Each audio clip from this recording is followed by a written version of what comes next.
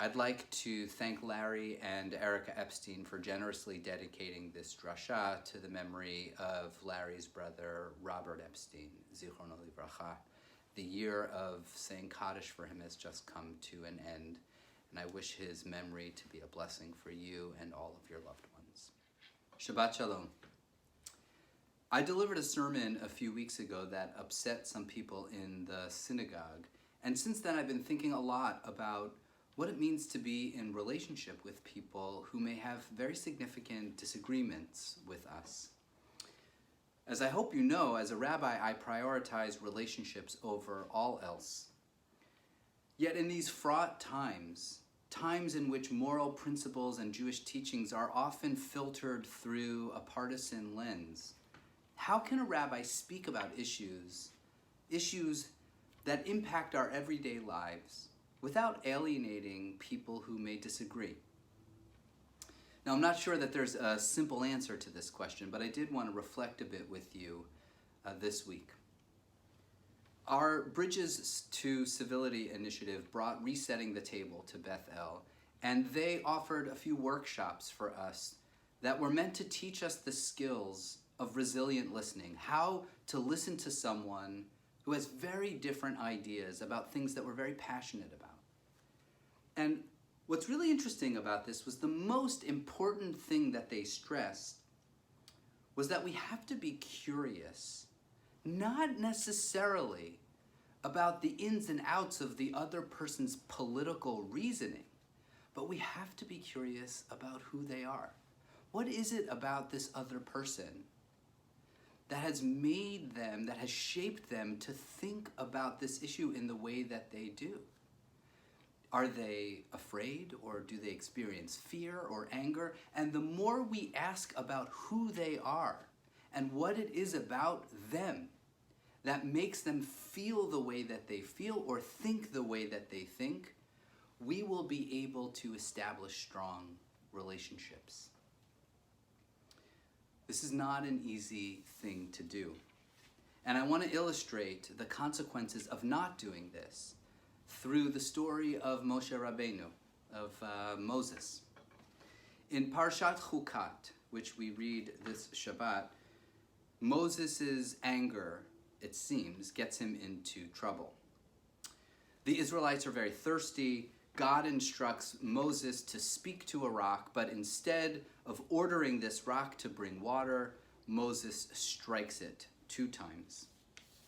And this act we have always read and interpreted as an act of defiance, an act of anger. And he was punished significantly for this anger. He was not allowed to step foot into the promised land.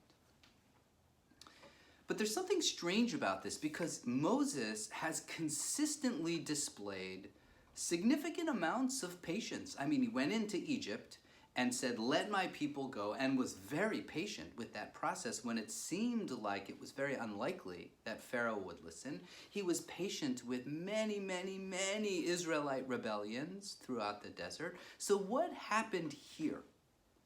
Is it possible that this patient leader, who always stood in the breach between the Israelites who rebelled and God, here displayed a kind of anger that we hadn't seen before? The French philosopher Simone Weil wrote about what she calls readings.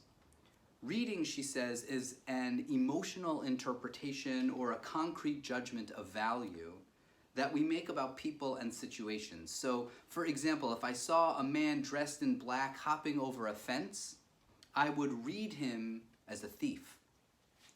We read people all of the time, but we are also read by others, and we often get it wrong.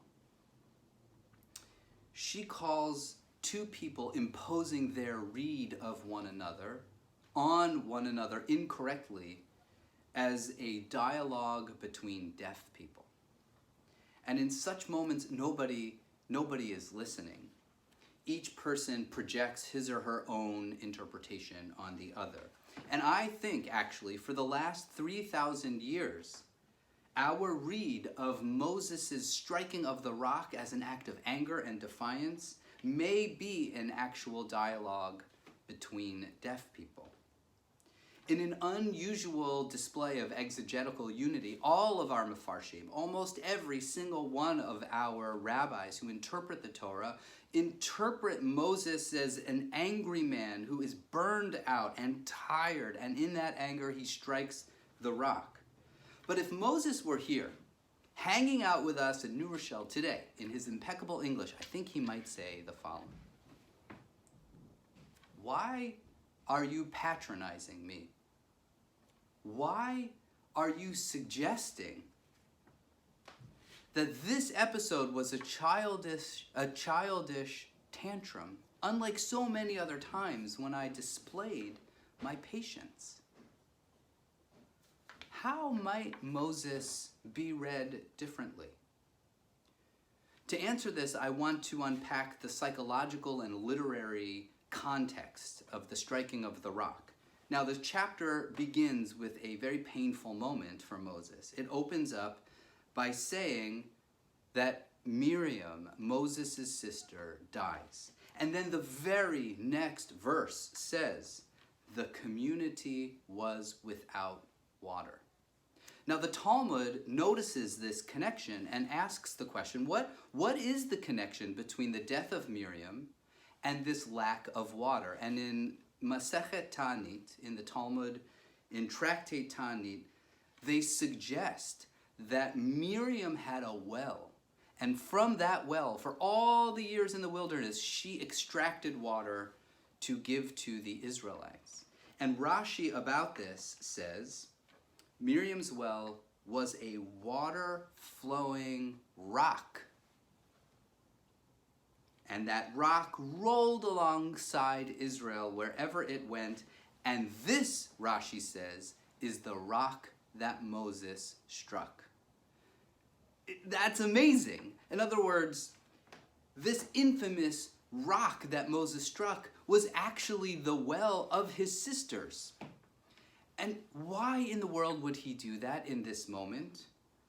Perhaps after her death, when her well has dried up and God orders him to bring that water out, he feels he's in too much pain. He feels that he can't usurp her job as the person who draws water out for the Israelites. That would be a betrayal of his sister.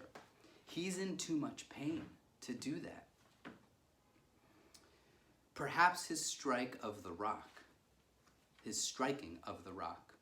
was not an act of rage, but it was an act of despair.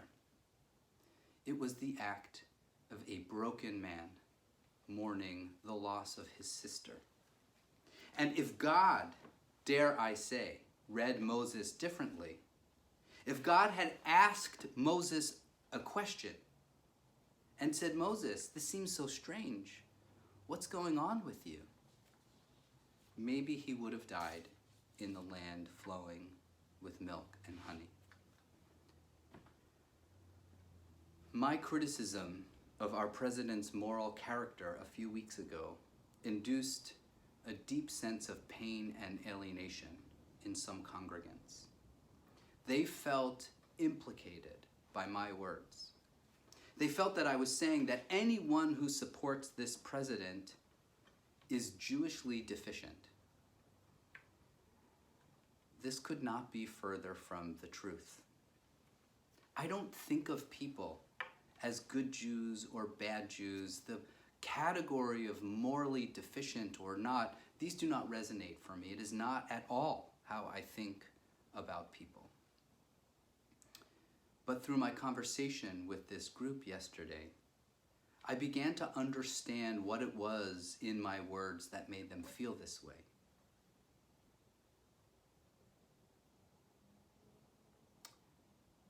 I never want to make anyone feel judged. I never want to make anyone feel Jewishly deficient. And when I do, I apologize. As a rabbi, as your rabbi, it is my task, it is my job to share my thoughts with you about contemporary issues as understood through the lens of Judaism and Jewish values.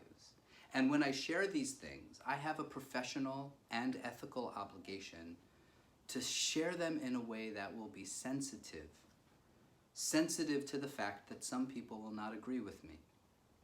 Sometimes I succeed at this, and sometimes I fail. And when I fail, I will take responsibility for that failure. That's my responsibility. And if we're going to be in relationship, then you have a responsibility to me as well. And that responsibility is to be curious about what made me say what I said, to ask me questions about me. I want to be, more than anything else, in conversation, in dialogue.